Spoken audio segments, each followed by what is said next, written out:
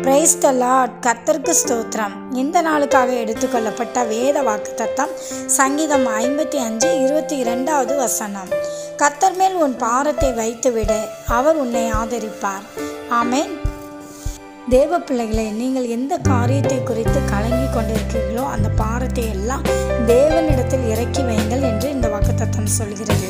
ஆகவே நீங்கள் உங்கள் கவலைகள், பிரச்சனைகள், போராட்டங்கள் எதுவாக இருந்தாலும் அதை தேவனுக்கு தெரியப்படுத்துங்கள். அவர் உங்களை ஆதரிப்பார், அதிலிருந்து உங்களை விடுவிப்பார். ஆமென். தேவன் தாமே உங்களை ஆசீர்வதிப்பார்.